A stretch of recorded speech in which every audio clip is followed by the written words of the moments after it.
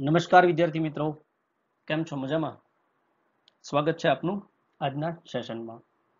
મિત્રો, ગયા સેશનમાં આપણે દેડકાની બાહ્યાકાર રચના, એની અંતસ્થ રચના વિશે ચર્ચા કરી અને એની અંતસ્થ રચના છે એમાં આગળ વિશે આજે ચર્ચા કરીએ. તો મિત્રો, આજનો આ ભાગ 5મો છે, ચેપ્ટર નંબર 7 જે છે તેનો. તો આજે ચર્ચા કરીએ પરિવહન તંત્રની. તો દેડકાનું પરિવહન તંત્ર પૂર્ણ વિકસિત અને બંધ પ્રકારનું હોય છે. શું કીધું છે? પૂર્ણ વિકસિત છે અને બંધ પ્રકારનું જોવા મળે છે. બંધ પ્રકારનું એટલે કેવું કહી શકાય?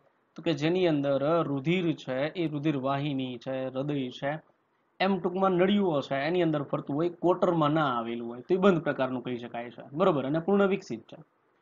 તેમાં લસિકા તંત્ર પણ જોવા મળે છે.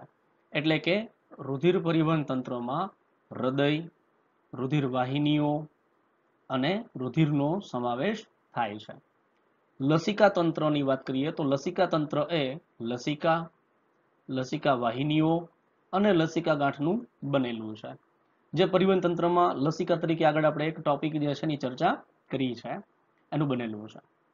હૃદય, દેડકાનું હૃદય માંસલ રચના છે, જે દેહ ગુહાની ઉપરની બાજુએ આવેલું હોય છે, એટલે ઉરસ વિસ્તાર કહી શકાય. તેમાં તે 3 કોટર ધરાવે છે, એટલે ત્રિખંડીય છે.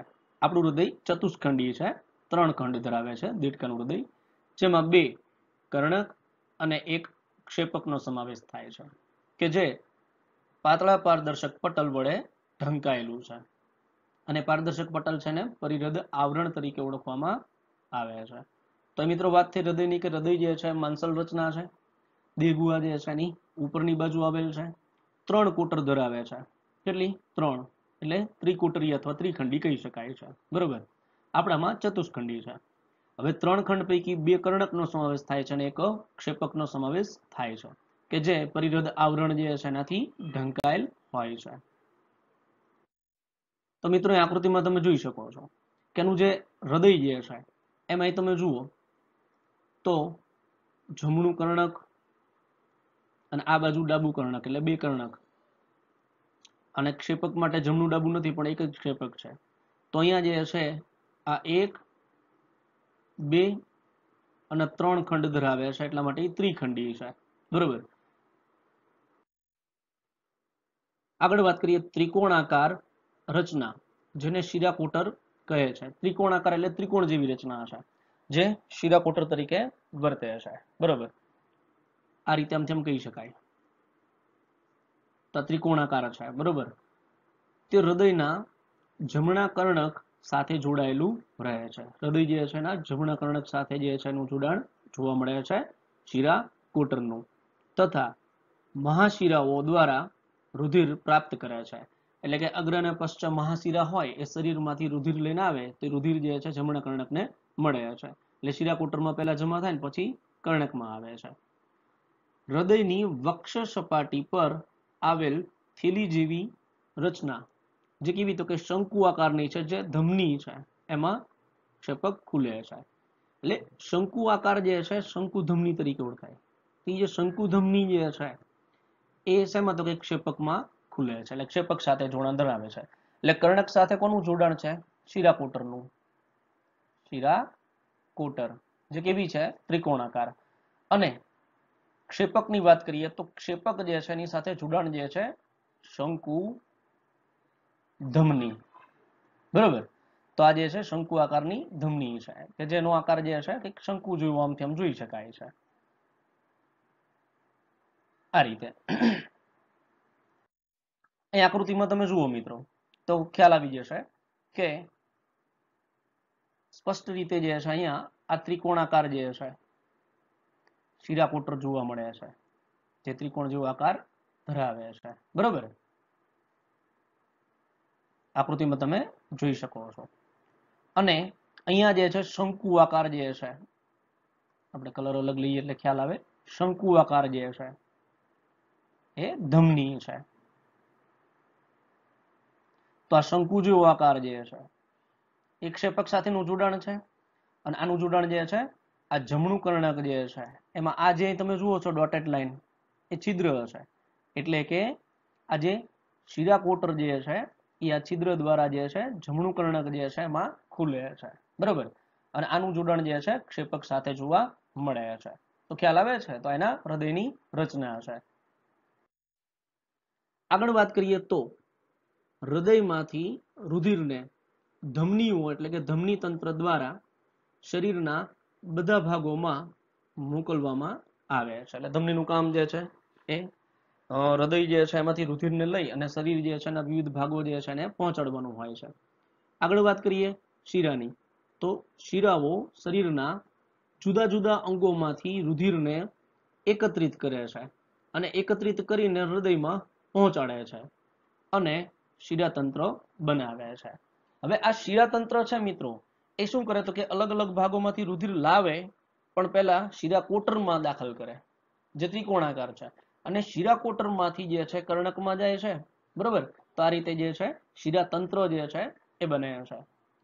દેડકામાં વિશિષ્ટ શિરા જોડાણ એટલે કે શિરાઓના જોડાણ એ યકૃત તથા આંતરડા ઉપરાંત મૂત્રપિંડ અને શરીરના નીચેના ભાગોમાં જોવા મળે છે. એટલે શું કહે છે કે વિશિષ્ટ શિરા જોડાણ એટલે કે શિરાઓ જે છે વિશિષ્ટ રીતે અંગો સાથે જોડાયેલ છે. યકૃત છે, આંતરડું છે, મૂત્રપિંડ છે, શરીરના નીચેના ભાગ જે છે એમાં જોવા મળે છે. અને આગળ શું કહે છે કે તેને ક્રમશઃ યકૃત છે તો યકૃત નિવાહિકા શિરાતંત્ર એટલે કે એવી શિરાઓ કે જે યકૃતમાંથી પસાર થતી હોય, અને મૂત્રપિંડ નિવાહિકા શિરાતંત્ર જે છે નિવાહિકા તંત્ર. તો આ રીતે જે છે યકૃત નિવાહિકા તંત્ર અને મૂત્રપિંડ નિવાહિકા તંત્ર. નિવાહિકા તંત્રની વાત કરીએ ને મિત્રો, તો એની પણ આગળ ચર્ચા આપણે કરેલી છે કે સીધું રુધિર પસાર ના થાય પણ એ અંગમાંથી પસાર થતું જોવા મળતું હોય છે. તો આ નિવાહિકા તંત્ર પણ જોવા મળે છે, જે વિશિષ્ટ શિરા જોડાણ તરીકે ઓળખાય છે. આગળ વાત કરીએ તો રુધિર, રુધિર રસ અને રુધિર કોષો ધરાવે છે, જે આપણી જેવું છે ટૂંકમાં. રુધિર કોષો તરીકે આરબીસી રેડ બ્લડ કોર્પસેલ્સ, જેને રક્તકણ કહી શકાય, અથવા એને ઇરિથ્રોસાઇટ્સ પણ કહી શકાય છે.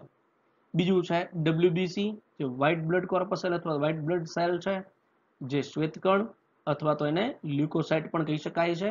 અને રુધિર કણિકાઓનો સમાવેશ થાય છે, એટલે કે આરબીસી, ડબ્લ્યુબીસી અને જે કહી શકાય કે રુધિર કણિકાઓ જે છે એનો સમાવેશ થાય છે. રક્તકણમાં લાલ રંગનું શ્વસન રંજક દ્રવ્ય હિમોગ્લોબિન, જે આપણામાં પણ જોવા મળે છે, દેડકામાં પણ એનો સમાવેશ થાય છે, તો એ આવેલું હોય છે. અને જે કોષ જે છે એ કોષ કેન્દ્ર યુક્ત છે. લસિકાની વાત કરીએ તો લસિકા રુધિરથી અલગ હોય છે, કારણ કે તેમાં કેટલાક પ્રોટીન તેમજ રક્તકણ જે છે એનો અભાવ જોવા મળે છે. પરિવહન દરમિયાન રુધિર પોષક તત્વ, વાયુઓ, પાણી નિયત સ્થાને લઈ જાય છે, એટલે એનું વહન કરાવે છે એક જગ્યાએથી બીજી જગ્યાએ.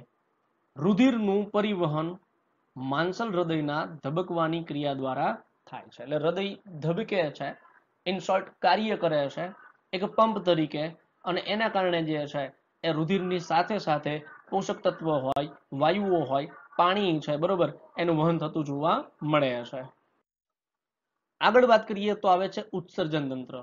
તો નાઇટ્રોજન યુક્ત નકામા દ્રવ્યોનો નિકાલ પૂર્ણ વિકસિત ઉત્સર્જન તંત્ર દ્વારા થાય છે. જો અહીંયા તંત્ર જે છે ને પૂર્ણ વિકસિત છે, એટલે આ એક કહી શકાય કે ભાઈ ઉદ્વિકાસની ઘટનાક્રમ છે, કે જેમાં આપણે ચોથું ચેપ્ટર જોયું હતું કે ધીમે ધીમે ધીમે ધીમે જે છે એ સજીવો એટલે કે પ્રાણીઓ છે ને વિકસિત થતા જાય છે, એમાં ફેરફાર આવતા જાય છે. તો આ ઉભયજીવી વર્ગ છે, જે પાણી અને જમીન બંને પર રહી શકે છે, બરોબર. એના પછી સરીસૃપ, એના પછી જે છે એ સસ્તન વર્ગ અને વિહગ જે વર્ગ છે એનો સમાવેશ થાય છે, બરોબર. તો આ એક ઉદ્વિકાસનો ઘટનાક્રમ છે. ઉત્સર્જન તંત્રમાં એક જોડ મૂત્રપિંડ, મૂત્રવાહિની, અવસારણી અને મૂત્રાશયનો સમાવેશ થાય છે. મૂત્રપિંડ ગાઢ રાતા રંગના અને વાલ આકારના હોય છે. જે આપણે જે કહી શકાય કે ભાઈ ઉત્સર્જન તંત્ર જે છે માનવનું જોયું, તેમાં પણ આવો કંઈક ઉલ્લેખ હતો કે ભાઈ વાલ આકારના એ જોવા મળે છે.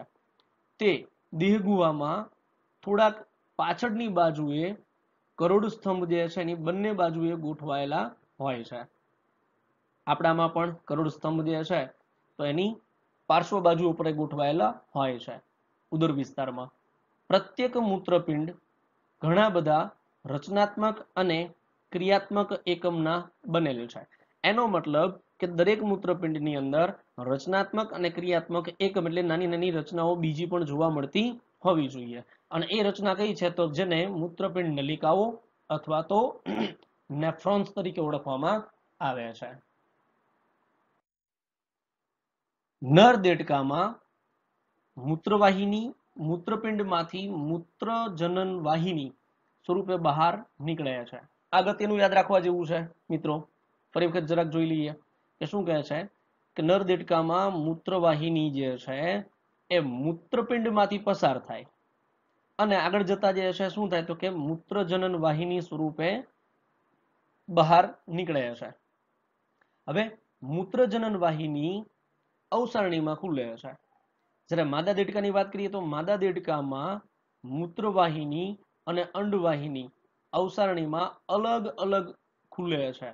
એટલે કે નર દેડકાની અંદર જે છે એ મૂત્રવાહિની છે, એ જનન વાહિની જે છે બરોબર, આ બંને કેવી છે એટલે કે શુક્રવાહિની અલગથી જોવા મળતી નથી, તો એને મૂત્રજનન માર્ગ તરીકે ઓળખાય છે. બે માટે સામાન્ય રચના થઈ ગઈ. જ્યારે માદા જે છે દેડકું એમાં બંને રચના સેપરેટ અલગ અલગ જોવા મળે છે. આગળ વાત કરીએ તો એક પાતળી દિવાલવાળું મૂત્રાશય જે છે, જે મળાશય જે છે એની વક્ષ બાજુએ આવેલું હોય છે બરોબર, તે પણ અવસારણી જે છે એમાં ખુલે છે. દેડકો જે છે એ યુરિયાનું ઉત્સર્જન કરે છે. દેડકાની આપણે વાત કરીએ તો શું કરે છે?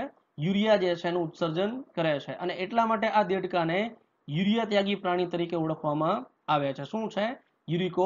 યુરિયોટેલિક તરીકે ઓળખવામાં આવે છે બરોબર. એટલે એનું ઉત્સર્જન તંત્ર જે છે એ કેવું છે તો કે ઉત્સર્જન તંત્ર જે છે એ યુરિયા જે છે એનો ત્યાગ કરે, એટલા માટે યુરિયા ત્યાગી તરીકે એને ઓળખવામાં આવે છે. ઉત્સર્ગ દ્રવ્યો રુધિર દ્વારા મૂત્રપિંડમાં વહન પામે છે. ઉત્સર્ગ દ્રવ્ય જે છે શરીરમાંથી ક્યાં તો કે મૂત્રપિંડમાં જાય અને ત્યાં આગળ તે અલગ કરી દેવામાં આવે છે અને તેનું ઉત્સર્જન કરવામાં આવે છે. તો આમ મિત્રો વાત કરીએ નર દેડકાની અંદર મૂત્રવાહિની મૂત્રપિંડમાંથી પસાર થઈ મૂત્રજનન વાહિની સ્વરૂપે બહાર નીકળે છે અને મૂત્રજનન વાહિની અવસારણીમાં ખુલી જાય, જ્યાંથી ઉત્સર્જન જે કહી શકાય બરોબર, તો એ કાર્ય થઈ રહ્યું છે. હવે માદા દેડકાની વાત કરીએ તો માદા દેડકામાં મૂત્રવાહિની અને અંડવાહિની બે અલગ અલગ રીતે જોડાયેલી નહીં પણ અલગ અલગ રીતે સેપરેટ છે, જે અવસારણીમાં ખુલે છે. એક પાતળી દિવાલ વાળું મૂત્રાશય જે છે, જે મળાશયની વક્ષ બાજુ એટલે આગળની બાજુએ આવેલું હોય, તે પણ અવસારણીમાં ખુલે છે બરોબર. એટલે કે મળાશય જે છે એમાં પાચન તંત્ર છે એના ઉત્સર્ગ દ્રવ્યો, અને જે કહી શકાય કે ભાઈ મૂત્રાશય છે એમાં શરીર જે છે એમાંથી નકામા દ્રવ્ય જે દૂર કરેલા છે રુધિરમાંથી એ દ્રવ્ય, અને બંને ક્યાં તો કે અવસારણીમાં ખુલે, અવસારણી દ્વારા એનું ઉત્સર્જન કરવામાં આવે છે. આગળ વાત કરીએ તો નિયંત્રણ અને સહનિયમન તંત્ર દેડકામાં પૂર્ણ વિકસિત હોય છે. નિયંત્રણ અને સહનિયમનની વાત કરે છે બરોબર. અને એના માટે જવાબદાર કોણ? તો આપણામાં પણ જવાબદાર કોણ છે એમાં? તો નિયંત્રણ અને સહનિયમનનું કાર્ય છે ને ચેતાતંત્ર દ્વારા થાય અને અંતસ્ત્રાવી તંત્ર દ્વારા થાય. તો અહીંયા પણ કંઈક એવું જ છે કે તેમાં અંતસ્ત્રાવી ગ્રંથિઓ અને ચેતાતંત્ર બંને જોવા મળે છે. એટલે અંતસ્ત્રાવી ગ્રંથિઓ પણ છે અને ચેતાતંત્ર બંનેની હાજરી જોવા મળે છે, જે આપણામાં પણ જોવા મળે છે. શરીરના જુદા જુદા અંગોમાં રાસાયણિક સહનિયમન અંતસ્ત્રાવો દ્વારા સંપન્ન થાય છે. એટલે રાસાયણિક જે સહનિયમનની વાત છે, સંકલન સહનિયમનની, તેના માટે જવાબદાર કોણ છે? અંતસ્ત્રાવો જવાબદાર છે, જે અંતસ્ત્રાવી ગ્રંથિ દ્વારા સ્ત્રવિત થાય છે. એટલે અંતસ્ત્રાવી તંત્ર અથવા તો અંતસ્ત્રાવી ગ્રંથિઓનો પણ સમાવેશ દેડકામાં થાય છે, જેના દ્વારા અંતસ્ત્રાવો ઉત્પન્ન થાય છે અને અંતસ્ત્રાવો જે છે રાસાયણિક સહનિયમન માટે જવાબદાર હોય છે. દેડકાની મુખ્ય અંતસ્ત્રાવી ગ્રંથિઓની આપણે વાત કરીએ તો એમાં પિટ્યુટરી ગ્રંથિ, થાઇરોઇડ ગ્રંથિ, પેરાથાઇરોઇડ ગ્રંથિ, થાઇમસ ગ્રંથિ, પિનિયલ કાય, સ્વાદુપિંડના કોષપુંજો, એડ્રિનલ અને જનનપિંડોનો સમાવેશ થાય છે. જેથી મોટા ભાગની જે કહી શકાય આપણામાં પણ ગ્રંથિઓ જોવા મળે છે, એટલે આપણી સાથે સમાનતા ધરાવે છે. ચેતાતંત્રના આયોજનમાં મધ્યવર્તી ચેતાતંત્ર, જેને આપણે જે કહીએ ને કે ભાઈ સેન્ટ્રલ નર્વસ સિસ્ટમ, CNS, બરોબર, મધ્યવર્તી, જેમાં મગજ અને કરોડરજ્જુનો સમાવેશ થાય છે. મધ્યવર્તી ચેતાતંત્ર જે છે એમાં મગજ અને કરોડરજ્જુનો સમાવેશ થાય. અને બીજું આવે છે પરિઘવર્તી ચેતાતંત્ર. એક છે મધ્યવર્તી અને બીજું છે પરિઘવર્તી ચેતાતંત્ર. પરિઘવર્તી ચેતાતંત્રમાં કેવું છે તો કે મસ્તિષ્કમાંથી નીકળતી ચેતાઓ અને કરોડરજ્જુમાંથી નીકળતી ચેતાઓનો સમાવેશ જે છે પરિઘવર્તી ચેતાતંત્રમાં થાય છે. અને એની સાથે સાથે સ્વયંવર્તી ચેતાતંત્ર, જેમાં અનુકંપી અને પરાનુકંપી, જે આપણે આ વાત કરી હતી આગળ કે ભાઈ હૃદયના ધબકારાને વધારવા અને હૃદયના ધબકારા જે છે ને ઘટાડવા. ખરેખર વધારવા ઘટાડવા આપણી સમજણ માટે છે, પણ એ તો શું કરે છે, જરૂરિયાત પ્રમાણે એનું નિયમન કરે છે. તો એનો સમાવેશ થાય છે. મગજમાંથી 10 જોડ મસ્તિષ્ક ચેતાઓ ઉદ્ભવે છે. 10 જોડ કે છે, એટલે મગજની જે છે ને બંને બાજુથી જે છે 10 જે છે એ ચેતાઓ જોડની અંદર ઉદ્ભવે છે. મગજ હાડકાની બનેલી મસ્તક પેટીમાં બંધ હોય છે. એટલે મસ્તક પેટી જે છે, ખોપડી જેને આપણે કહીએ, બરોબર, એમાં મગજ જે છે રક્ષણ પામેલું છે. અને તે અગ્ર મગજ, મધ્ય મગજ અને પશ્ચિમ મગજમાં વિભાજિત થાય છે. જે આપણામાં પણ એવું જોવા મળે છે. વાત કરીએ અગ્ર મગજની, તો અગ્ર મગજમાં ઘ્રાણપિંડો, જે ઘ્રાણ સંવેદના, નાસિકા જે આપણી કોટરો જે છે એમાં ઉપર તરફ ઘ્રાણપિંડો આવેલા છે, બરોબર, તો એ જે છે ઘ્રાણ ગ્રંથિ સંવેદના જે છે, જે સુગંધ આપણે કહીએ સ્મેલ, બરોબર, એની સાથે સંકળાયેલ હોય. એક જોડ બૃહદ મસ્તિષ્ક ગોળાર્ધ, એટલે કે જે આખું મગજ જે છે ને બૃહદ મગજ કહેવાય, બરોબર, તો બૃહદ મસ્તિષ્ક ગોળાર્ધ, બરોબર, એક જોડ આવેલી છે, એટલે 2 ભાગ એવા છે. અને એક આંતર મસ્તિષ્ક જે છે એનો સમાવેશ થાય છે. આ અગ્ર મગજની વાત થઈ. હવે વાત કરીએ મધ્ય મગજની, તો મધ્ય મગજમાં એક જોડ દ્રષ્ટિપિંડોનો સમાવેશ થાય છે. જે દ્રષ્ટિની સંવેદના, એટલે કે જે જોવાની વાત છે, બરોબર, દ્રષ્ટિ જે છે એટલે કે જે આપણે જોઈ શકીએ છીએ, દ્રશ્ય સંવેદના, એની સાથે જોડાયેલ છે, એનું નિયમન કરે છે. વાત કરીએ પશ્ચિમ મગજની, તો પશ્ચિમ મગજ અનુમસ્તિષ્ક અને લંબ મજ્જા ધરાવે છે. અને આ લંબ મજ્જા જે છે એ ખોપડી જે છે એનું કરોડરજ્જુ જે છે એની સાથેનું જોડાણ છે, ત્યાં મહાછિદ્ર આવેલું હોય. તો એ લંબ મજ્જા મહાછિદ્ર જે છે, ખોપડીના મહાછિદ્રમાંથી પસાર થઈને કરોડ સ્તંભમાં આવેલ કરોડરજ્જુ છે એની સાથે જોડાયેલ હોય છે. એટલે ગરદનનો ભાગ, આપણે ગરદનનો ભાગ છે, દેડકામાં એ ભાગ જોવા મળતો નથી. ગરદનનો શીર્ષ અને ધડ 2 જ ભાગ છે. તો આમ એ અનુમસ્તિષ્ક અને લંબ મજ્જા જે છે, તો લંબ મજ્જા મહાછિદ્રમાંથી પસાર થઈ અને કરોડ સ્તંભ જે છે એમાં આવેલી કરોડરજ્જુ છે એની સાથે જોડાયેલ હોય છે. એટલે કે મગજમાંથી નીકળતી જે ચેતાઓ જે છે એ કરોડરજ્જુ જે છે એની સાથે જોડાણ ધરાવે છે. આગળ વાત કરી વિદ્યાર્થી મિત્રો, તો દેડકામાં વિવિધ પ્રકારના સંવેદાંગો આવેલા હોય છે, જે સંવેદનાને ગ્રહણ કરે છે.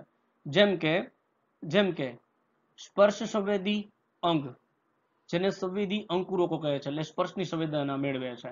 બીજું છે સ્વાદ, તો સ્વાદ માટે જે છે સ્વાદ કલિકાઓ આવેલી હોય છે. એમાં ગંધ જે છે એટલે દુર્ગંધ જે છે એના માટે નાસિકા અધિચ્છદ જવાબદાર છે, એની સાથે ઘ્રાણપિંડો જોડાયેલા હોય. દ્રષ્ટિ જે છે તો એના માટે આંખ જવાબદાર છે. શ્રવણ એટલે કે અવાજ સંભળાવવો, તો એના માટે કર્ણપટલ અને અંતકર્ણ જે છે એ જવાબદાર છે, એ અંગ આવેલું છે, સંવેદી અંગ. આ બધામાં આંખો અને અંતકર્ણ જે છે એ સુવિકસિત હોય છે. આ બધી રચના જે કઈ છે સંવેદી અંગોની, એમાંથી આંખ અને કર્ણ એટલે કે અંતકર્ણ, આ બે જે છે સુવિકસિત છે. અને બાકીના સંવેદાંગો માત્ર ચેતાતંતુના છેડા પર કોષોના ગુચ્છાઓ સ્વરૂપે હોય છે, એટલે કે પૂર્ણ વિકસિત નથી. આ ચેતા જે છે એ ચેતાતંતુના ગુચ્છાઓ જે છે, જે નાની મોટી સંવેદનાને ગ્રહણ કરે, એનો અનુભવ કરે છે, પણ એ આપણી જેટલું સુવિકસિત છે નહીં, એવું કહી શકાય. દેડકામાં એક જોડ ગોળાકાર આંખો ખોપડીમાં આવેલ નેત્ર ગુહામાં ગોઠવાયેલી હોય છે. એટલે ખોપડી જે છે એમાં ગુહા એટલે કે ખાડા જેવી રચના હોય, જેને નેત્ર ગુહા કહી શકાય, બરોબર, આંખ માટેના ખાડા, એમ તેમાં ગોઠવાયેલ છે. અને તે સામાન્ય આંખો ધરાવે છે, એક જ એકમ ધરાવે છે સામાન્ય તરીકે. દેડકામાં બાહ્યકર્ણનો અભાવ હોય છે, એટલે બહારથી આપણી જેમ ઉપસેલા જે કાન દેખાય છે એનો અભાવ છે. બહારથી માત્ર કર્ણપટલ જ દેખાય છે, કર્ણપલ્લવ એ દેખાય નહીં. કર્ણ એક એવું અંગ છે જે શ્રવણ ઉપરાંત એટલે સાંભળવાની ક્રિયા એ ઉપરાંત સમતોલન જે છે એનું પણ કાર્ય કરે છે, બેલેન્સ માટેનું પણ કાર્ય કરે છે. તો બેવડું કાર્ય છે આનું, બરોબર. દેડકામાં નર અને માદા પ્રજનન તંત્ર પૂર્ણ વિકસિત હોય છે. પ્રજનન તંત્ર કમ્પ્લીટ પૂર્ણ વિકસિત છે. નર પ્રજનન તંત્રમાં એક જોડ પીડાશ પડતા અંડાકાર શુક્રપિંડ આવેલા હોય છે. આકૃતિ આપણે જોઈએ છે, બરોબર. તો શુક્રપિંડ જે છે જોવા મળે છે, જે મૂત્રપિંડના ઉપરના ભાગમાં અધિવૃક્કીય આવરણ નામના બીવડા પડ દ્વારા જોડાયેલો હોય છે. એટલે કે આ શુક્રપિંડ જે છે ને નર દેડકામાં એ મૂત્રપિંડ સાથે જોડાણ ધરાવે છે, જેને શુક્રપિંડ બંધ કહે છે. આ યાદ રાખવા જેવું છે. શુક્રપિંડ બંધ ક્યાં જોવા મળે છે? તો શુક્રપિંડ અને મૂત્રપિંડ જે છે આ બે વચ્ચેનું જોડાણ જે છે બીવડા પડવાળું, બરોબર, તો એ જે છે શુક્રપિંડ બંધ તરીકે ઓળખાય છે.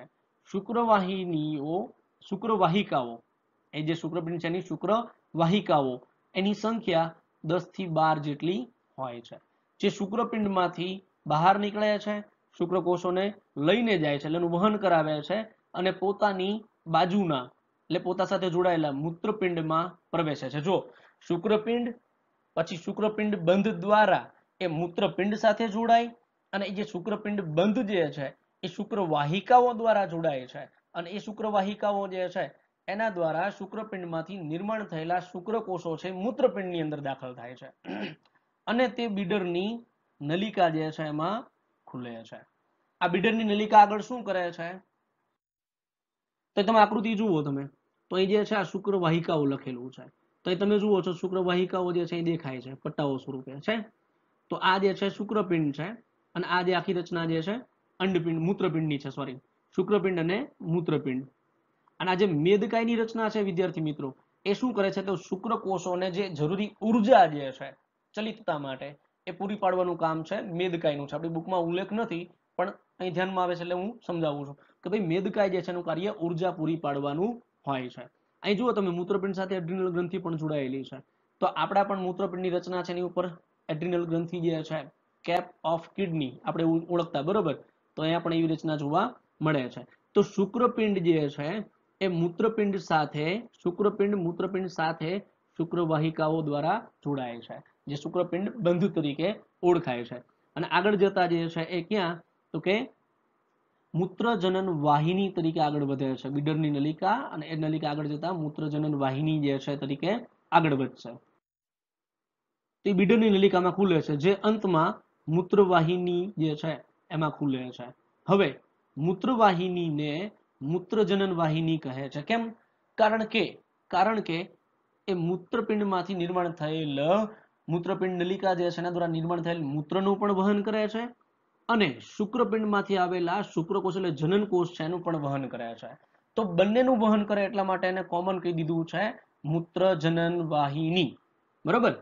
મૂત્રપિંડમાંથી બહાર નીકળીને અવસારણીમાં ખુલે છે. હવે ક્યાં જશે? અવસારણીમાં.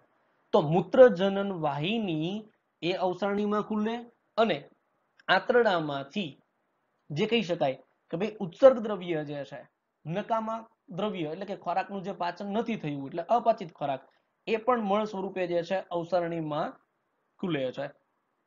અવસારણી શું છે? તો અવસારણી એક નાનું મધ્ય કોટર છે, કોટર જેવી રચના છે, જેમાં ઉત્સર્ગ પદાર્થો એક, મૂત્ર બીજી રચના તથા શુક્રકોષ જે છે 3, આ ત્રણેય બાબત જે છે જેને પોતાનામાં સમાવે છે અને એને શરીરમાંથી બહાર મોકલવાનું કાર્ય કરે છે. ખ્યાલ આવે છે અહીં સુધી? આગળ વાત કરીએ. હવે અત્યાર સુધી વાત કરી નર પ્રજનન તંત્રની. હવે માદા પ્રજનન તંત્ર.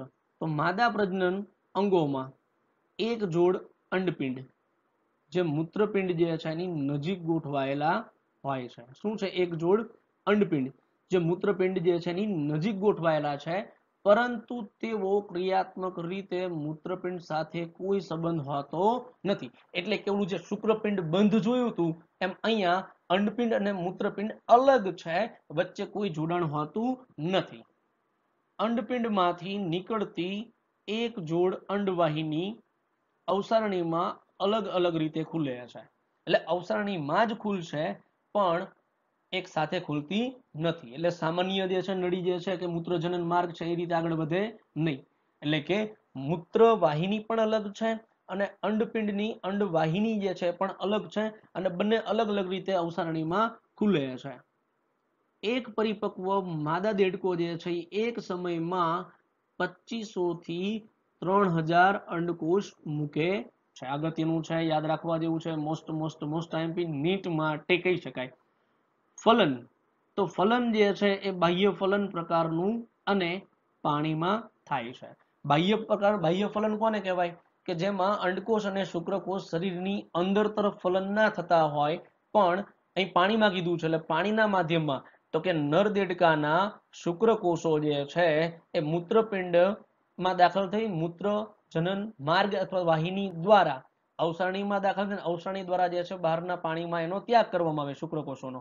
એ જ રીતે માદા દેડકો જે છે એના અંડપિંડમાંથી નિર્માણ થયેલા અંડકોષ જે છે એ અંડવાહિની દ્વારા અવસારણીમાં અને અવસારણીમાંથી શરીરની બહાર તરફ એનો ત્યાગ થાય. એનો મતલબ કે નર દેડકામાંથી નર જનનકોષ એટલે શુક્રકોષ અને માદા દેડકામાંથી માદા જનનકોષ એટલે કે અંડકોષ, આ બંને અવસારણી દ્વારા જે છે શરીરમાંથી બહાર એટલે કે પાણીના માધ્યમમાં મુક્ત કરવામાં આવે છે. અને જ્યાં શું થાય કે પાણીના માધ્યમમાં એનું ફલન થાય, જોડાય તો એને બાહ્ય ફલન કહેવાય છે. આગળ વાત કરીએ તો દેડકાનો ભ્રૂણ વિકાસ જે છે એ ડિંભ સ્વરૂપે થાય છે, જેને શું કહેવાય? ટેડપોલ તરીકે ઓળખવામાં આવે છે. અને આ ટેડપોલ રૂપાંતરણની વિવિધ અવસ્થાઓમાંથી પસાર થઈ અને પુખ્ત દેડકામાં ફેરવાય છે. એટલા માટે અહીંયા એનો વિકાસ જે છે એ પરોક્ષ વિકાસ તરીકે આપણે લઈશું. એ પ્રત્યક્ષ નથી, કેમ કે શરૂઆતનું સ્વરૂપ જે છે એ ડિંભ સ્વરૂપનું છે. એનું સ્વરૂપ જે છે કેવું છે? ડિંભ સ્વરૂપનું છે. ડિંભ સ્વરૂપ, બરોબર. અને ત્યારબાદ જે છે એ ટેડપોલ અને હવે પરિપક્વ તરફ આગળ વધે છે. તો આમ જે છે પરોક્ષ વિકાસ જે છે દેડકામાં જોઈ શકાય છે. આની રચના છે. તો તમે જુઓ અંડવાહિની જે છે એ સેપરેટ છે, અલગ છે, બરોબર.